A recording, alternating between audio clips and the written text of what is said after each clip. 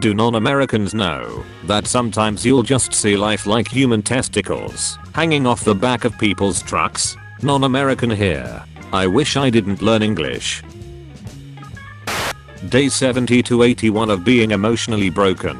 A support dog ran up to me and put its head on my lap, and I was thrilled until its owner said it can sense sadness. Me eye roll.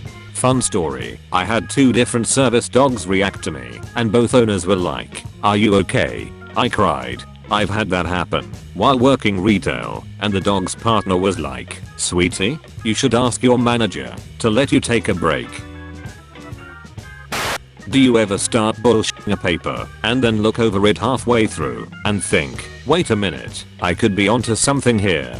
This is the definition of college. Literally, I was writing a paper on ancient saltwater crocodiles, like a simple about them paper for a college class, and I started noticing some inconsistencies in the scientific papers I was sourcing, and I accidentally discovered that the crocodile has been misdiagnosed as least concerned on the endangered species list when they should be classified as endangered, and now my professor is having me write a formal report to the International Red List to have them reclassified, and all I wanted to do was write this paper on an animal I thought was cool, and now I'm considered an expert on this species.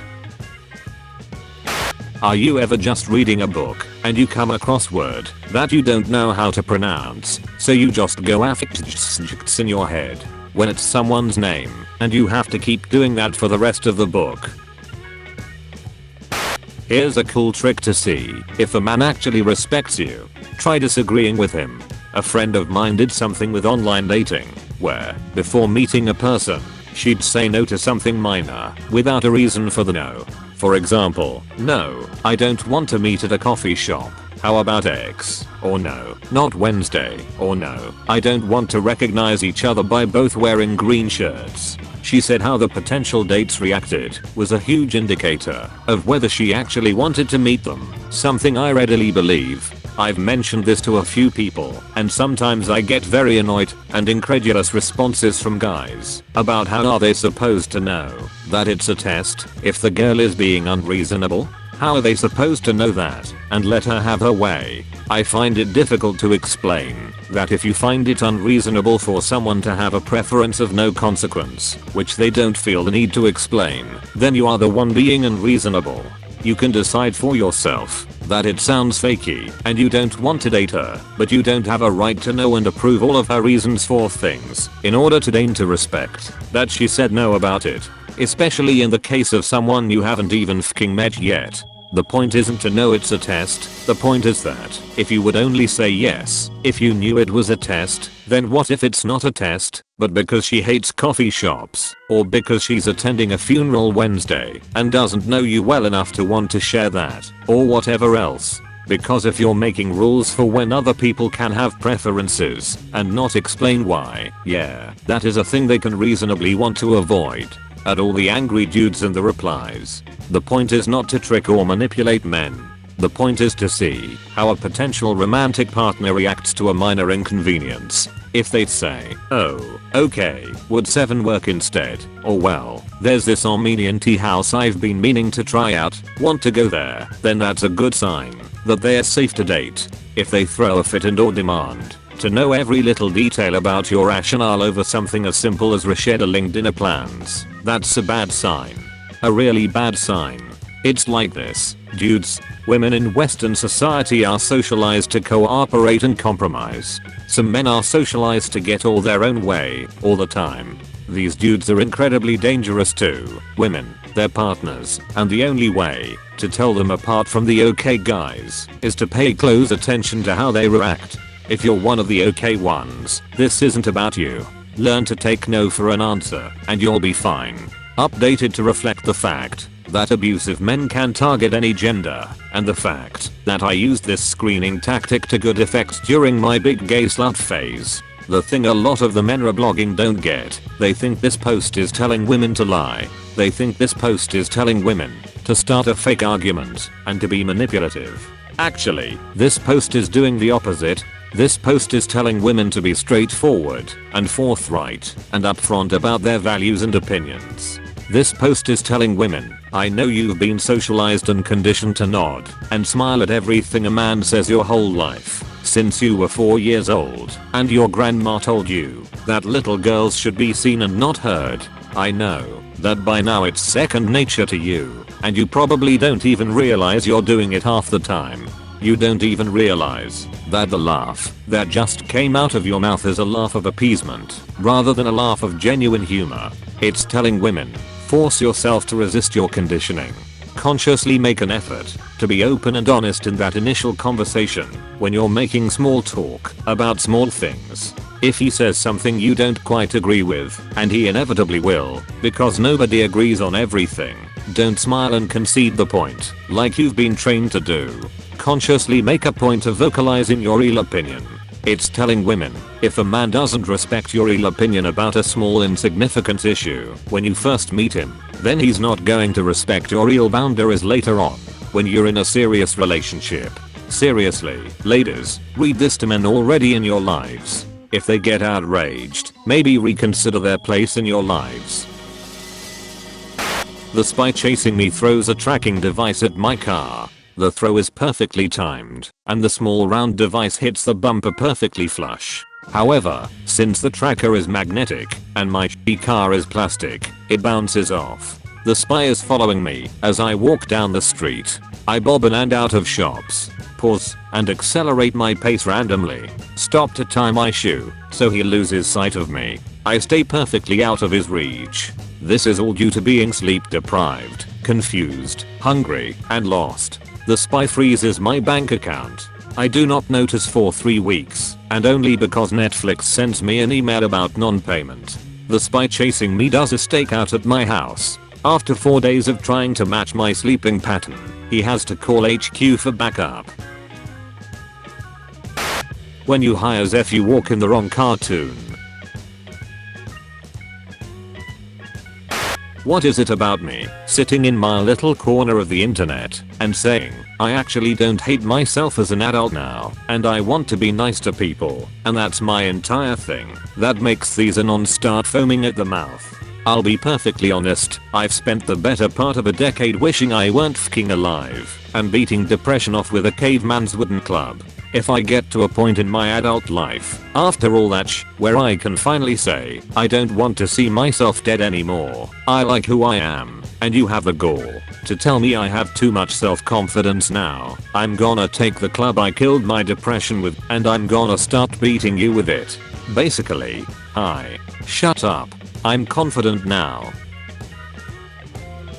As someone who has been living with severe suicidal ideation my entire life, I wanna tell you all something. You don't have to stay alive for yourself.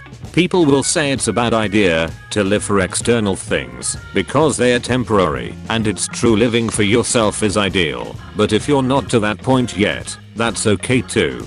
I've lived for my dog for the past 4 years. Before that, I lived for my snakes. Before that, I lived for my cat. You can live for whatever needs you and whatever matters to you. Live for your best friend. Live for your plants. Live for your pets. Live for your Animal Crossing town. Live for whatever keeps you alive, and the day will come when you can live for yourself. This is something everyone should see. Thank you for sharing this. Moss lawns. Okay, so we all agree, lawns suck, are outdated and useless relics, introduced by the French monarchy to flex on everyone else. But have we considered moss lawns? Benefits. 1. Massively photosynthetic, produce loads of oxygen. 2. Doesn't require fertilizing, ever. Mosses actually prefer low nutrient soil. 3. Doesn't require mowing. Mosses are non-vascular, so they never grow tall enough to need mowing. 4. Low maintenance, see above. 5. Improving the air quality around you. Mosses can metabolize and absorb a variety of airborne pollutants. 6. Massively improving your home's Cottagecore and fairytale vibes. I mean, look at it, it's beautiful. Looking online, I've learned that this is a thing, and it's actually been popular in Japan for hundreds of years. That makes me really happy actually, because if you know me, you'll know I love moss. Not only is it cool as F, but 12 square meters of moss lawn can apparently absorb as much carbon as 275 mature trees. Stunning and brave. As we all know, it's much easier to work with nature than against it. We are all busy and tired, and maybe just let the moss have this one. It's beautiful. Sorry for who posting in the year 2019, but the doctor is actually so named because he wrote and successfully defended a dissertation at an accredited university, whereas the master completed a 2-year graduate program in his chosen field, which points to the existence of a third less advanced and less specialized counterpart. The Bachelor. The Bachelor is never seen in the show because he's still living with his parents on Gallifrey, listlessly applying for jobs and stress eating. I thought The Bachelor was being fought over by 12 women in a big house. Galaxy Brain. The Bachelor TV show has featured the same man for every season, but he regenerates like the Doctor. Setting a few things straight. 1. Magneto was right, accepted all mutants to his cause, instead of just the pretty ones, taught them to love and respect themselves, actively fought against anti-mutant rhetoric, in order to prevent another Holocaust. 2. Magneto was kind of stupid, regularly played chess with a telepath. Sorry for who posting in the year 2019, but the doctor is actually so named because he wrote and successfully defended a dissertation at an accredited university, whereas the master completed a 2-year graduate program in his chosen field, which points to the existence of a third less advanced and less specialized counterpart. The Bachelor. The Bachelor is never seen in the show because he's still living with his parents on Gallifrey, listlessly applying for jobs and stress eating. I thought The Bachelor was being fought over by 12 women in a big house. Galaxy Brain. The Bachelor TV show has featured the same man for every season, but he regenerates like the Doctor. Me. Chickens love classical music. You. Proof. Me. Takes you to the chicken farm. Chickens. Batch batch batch batch batch. I hate this. Ocarina of Time Link. Wait, why do you need a special mine for ox to eat? There's rocks everywhere. Goran. Hillians eat plants, right? Why do you need farms? Why don't you just eat grass? Whole. Link. Goran. Think before you speak next time, punk S. Next time on Downtown Hyrule. The Sith would be way funnier if they were opposite GD, but like, really and literally the exact opposite of the GD. Not only is sex allowed, celibacy is banned. GD can't use the Force for personal reasons. Sith use the Force to make PB&J sandwiches every lunch break. GD can only have one Padawan at a time. Bad news, I'm a f***ing Sith, and I have a gaggle often radical, problematic orphans, who are my personal apprentices, and they all rock. I've never seen a Star Wars movie, but hearing that the good guys can't have sex is the funniest and most absurd thing. Darth Vader is wanted for the crime of being a thotty. If he breathes through his space helmet he a thought. I don't like using my dad's bathroom, because I'm not that into watching myself poop. I thought your face was embroidered on a hand towel. Criticize the work of Stephanie Meyer all you like, but she has let Twilight die of natural causes, rather than viciously reanimate its corpse with every tweet. Yes, this is about JKR.